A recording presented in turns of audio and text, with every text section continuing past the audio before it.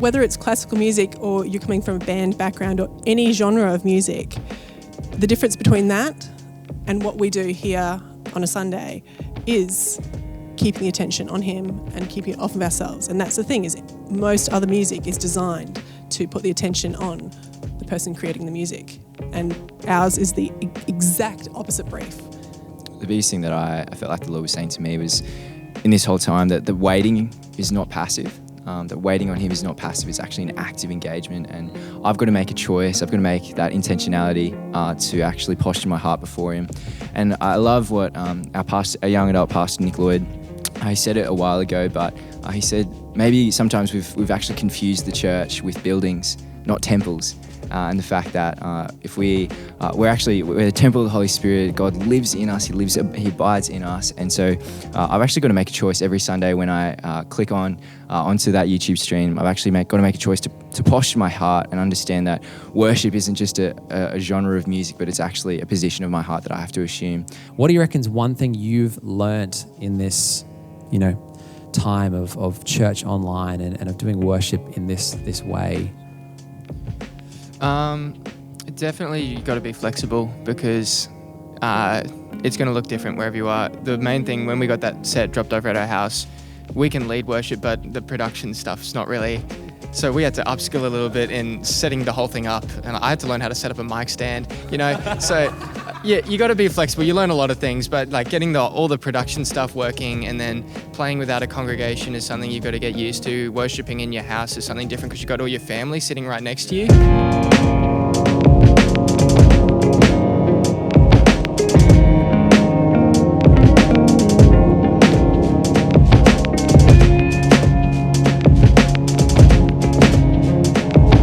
You guys mentioned, and yeah, I really want to make sure in this interview time that we just champion and highlight the fact of the production side of worship community. We kind of say worship and production, but for us it's all becoming one, and it is our worship community of which production. We can't do any of this. We can't have this interview right now without the level of people.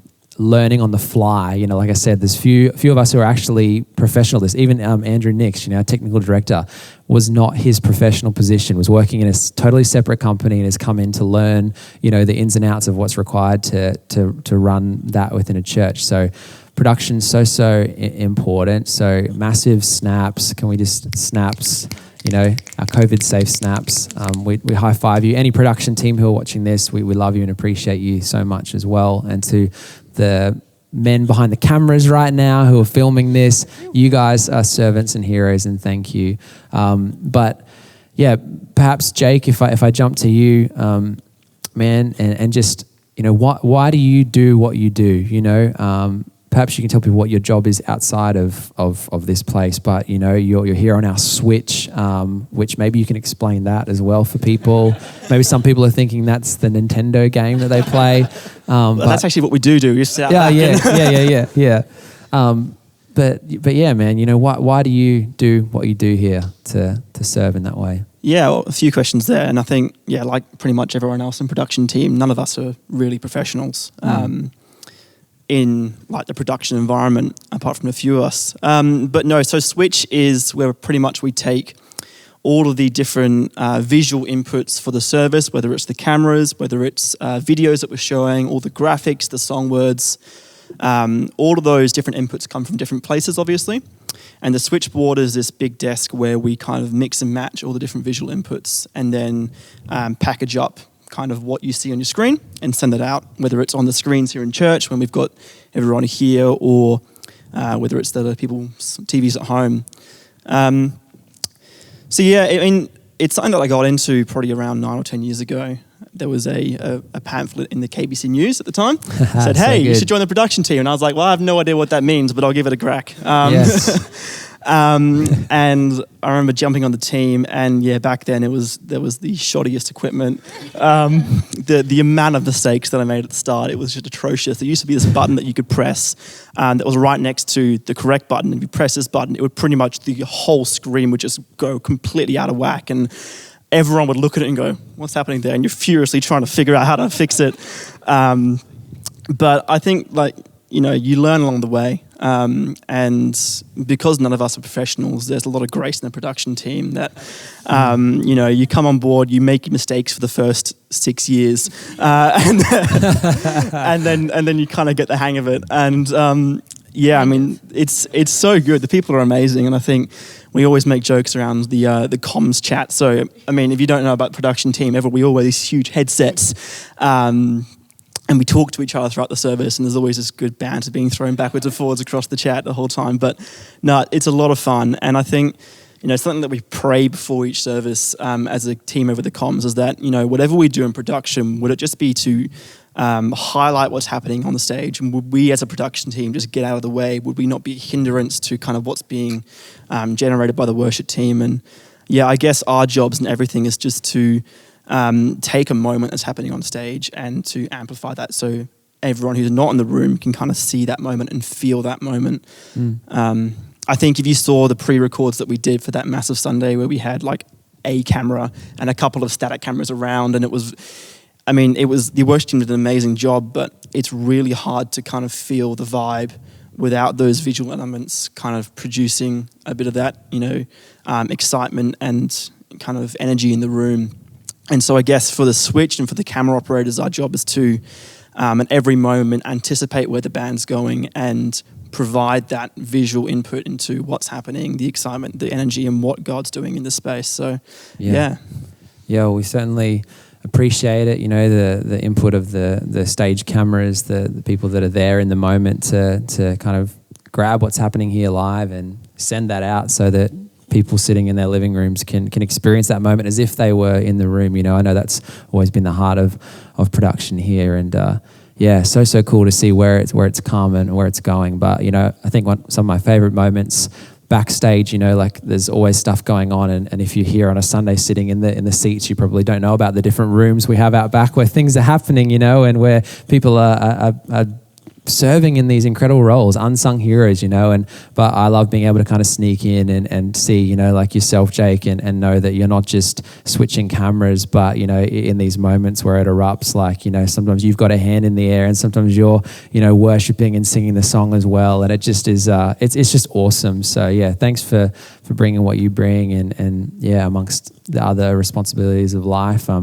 With Michael and Katie as well, I'll jump to you guys again, because you kind of have multifaceted roles within production. Like we'll have you on director, and then we'll have you on lights, or have you on camera, or have you in these areas and that kind of thing. Talk to me about when you're behind the camera and when you're, operating that and trying to capture what's happening in here. What's going on in your heart and in your mind, and what are you sort of engaging with? How are you engaging with God and with the moment?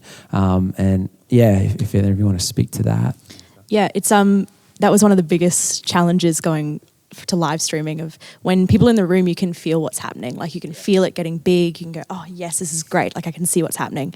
And I remember the first week of live streaming, we actually didn't have sound for us who were out here. So we couldn't actually hear what the stream was sounding like either. And we're standing there going, what is happening? Like I don't understand. But it was actually a really big challenge for us of going, well, God, like you're the captain here. Like you do. I remember the thing we prayed before that was, we didn't know what was happening. Michael and I are running around trying to fix the lights before we go live. And we get back up there and the prayer was, Lord, help. Like, this is yours. This is what you want to do. It's a great prayer. So it's often the prayer we pray. So it's actually really hard sometimes not having people here, but letting the Lord minister to you in that moment of going, I've got a job to do as well. Like I'm directing, I'm talking to a bunch of people, but letting him rest on my heart and still take away from the service what the core message is, and leaving still feeling like I've been ministered to as well. Yeah, that's so great, because we've never wanted to have a church where people come and they just do an obligation. It's like I came and I served, and I can tick that in a box that says I worshipped God, because technically all that I do in my life is unto God's glory. So even though I wasn't present in the moment, and even though nothing ministered to me, I can tick it because that's worship. And we've worked hard to try and be personal and get it to know you're so valuable, and God is resting on you, and you're a part of this too. And so that's awesome to just hear that from you. How about for you, Michael? You're an accountant, is that right? Auditor, yeah. Auditor, there you go. And yet, you're the guy who sets up our lighting structure and that. You get behind our stage camera as well. When you're up here serving behind the camera and that sort of thing, what sort of things are going through your heart and mind?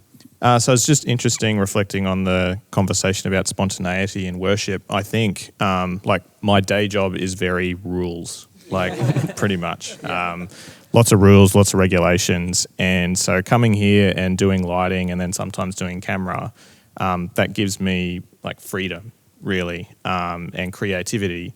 And I think what happens then when we're on stage and like when I've been on cameras in particular at the start and once we got the numbers right down, sort of I'd set up the lights and then I'd come down here to do the cameras, you end up being the spontaneous camera operator, basically. Basically, you might not know what's going to happen and often at times we don't. And we can either be following or sometimes we're leading, I think, as well, in terms of what people are seeing. So something might happen and then we're reacting to it really quickly to try and go, like, this is amazing, you all need to see it. so we need to show you that.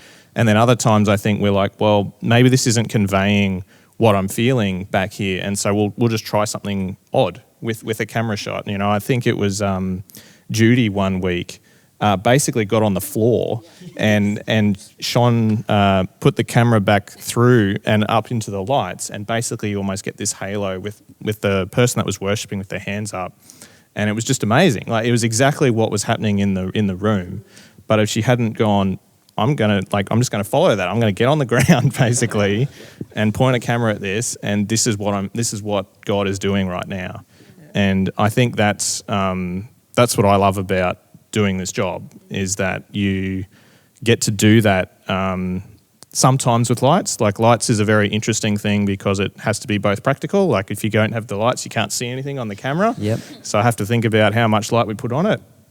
But once you do that, oftentimes we're trying to think about the colours aren't just, hey, let's try a different colour for now. We actually put some thought into what is the message that is trying to come through this song. Is it joy? Is it contemplation? Is it praise? Is it fast? Is it slow? And that's what we try to convey through the lighting as well. Sometimes we get it right. As Jake was saying, it's probably like, 6 years.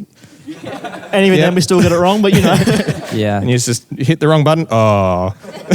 But anyway, we have the grace. I love it. And, I think that just even the realm of worship and what happens on a stage, I think it only takes a few degrees to start to deviate you down a self-focused path or a path that's about performance or a path that lets you think that, you're a big deal just because you're, doing this within Christian circles. And I so value how grounding our production team is, here, that as Jake, as you said, praying together before with us and the thought behind everything that you guys do and the way you do it. I mean, Judy, for those who don't know, is Andrew's mum, who gets on a camera and has learnt that. And, I'm sure...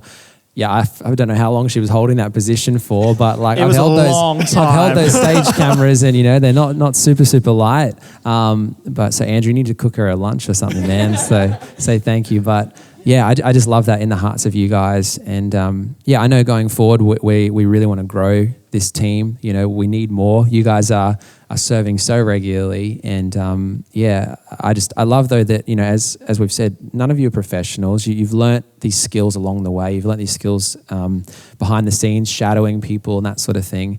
And I just know that this opportunity is going to grow for us, and I'm excited because the core of our team has such the right heart and right approach. And so, encouraging people to join the team as well, potentially, to get alongside. I mean, it's just a practical thing. We need more people to do what we do. How can you speak into that? Because my experience was similar to Jake's. Basically, I joined, as it was then, KBC 12 years ago, I think it is. And probably after a year, I was like, I really need to serve. I need to do something. And I was looking for something and came up with the same thing, little message, hey, do some production. I'm like, oh yeah, I know how to use PowerPoint. I saw that data. I think we were using PowerPoint or something perhaps back then. I could do data. So I signed up, maybe I can do some data. And Andrew, perhaps in his wisdom, or whoever it was at the time, said, well, actually, how about you try a camera? And so I went onto a camera, and then I went onto lights, and pretty much before that, as you said, about the most I'd done with lighting is change a light bulb, and hadn't used any of the software. Came up to the desk, and I'm like, oh, I don't know, there's faders and buttons and everything.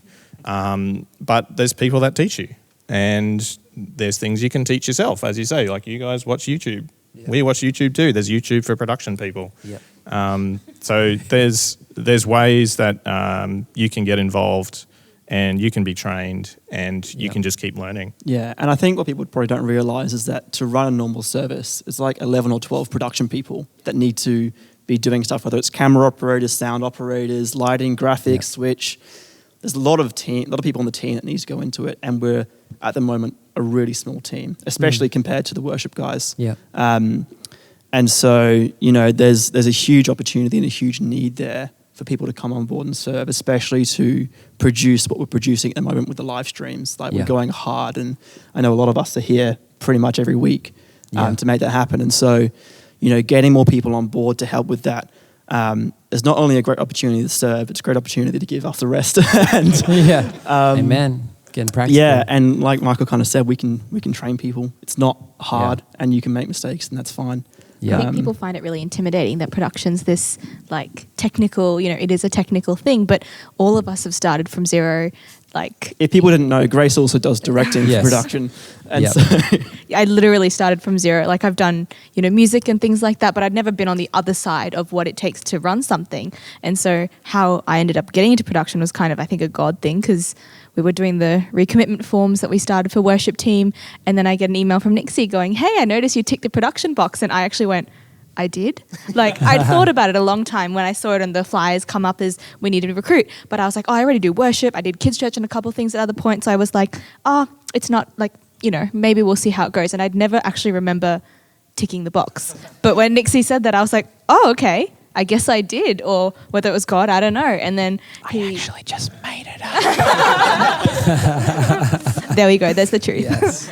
Great. And I didn't know what I wanted to do because I didn't remember doing it. And then he, in his wisdom, suggested a role for me. And then I said, I don't know what it entails yet, but we can try. And legitimately went from not knowing anything to slowly getting there. And, we're not perfect. We're humans as well.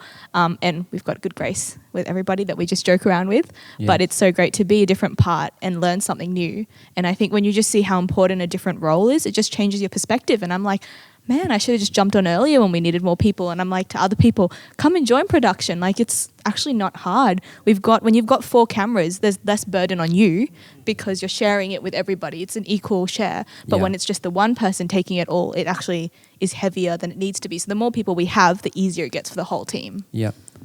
And it always just blows me away that, we play, or everybody plays their little part, whether it's the hours of preparation that I know, the people on team here, John, Alex, Ryan, Joe, we'll put into learning a song, the strings and that kind of thing, the preparation that goes into that, the preparation that goes into holding the camera, the preparation that goes into doing the lights and thinking it through and all that, all being done so that one person might, connect with God and engage with God, and that there'd be no barriers, that COVID, there'd be no restrictions, that the church, we would continue and we'd have that. And it's just so awesome.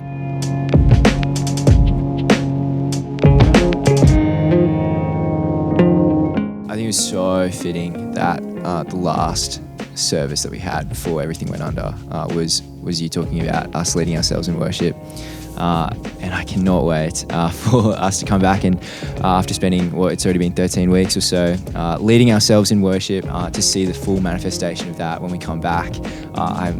It's just going to be so amazing. It's going to be a good day. There is really nothing like just hearing the body, hearing the voices joined together with the host of heaven, joining with the songs of the angels of heaven are singing, and just declaring his worth and declaring his majesty. For us to be able to do that again in a way that it's totally just untowards him when we give our whole lives as an offering, and we get to do that in that collective environment. When we all catch a hold of that vision to be able to lead ourselves, not to be contingent on a man or a woman who's leading us or leading a song, but to be totally reliant on him who's guiding us. And as we listen to what he's saying, I think that's just going to be so powerful. So that's a really big dream. And I know it's been a big dream of yours as well, Deli, obviously, to have everyone in our church be able to lead themselves in worship because, again, what are we really here for? Are we really centered on the one thing, the one King that we're all about? So, I think that's going to be an awesome realization of that dream when we actually get back together one day.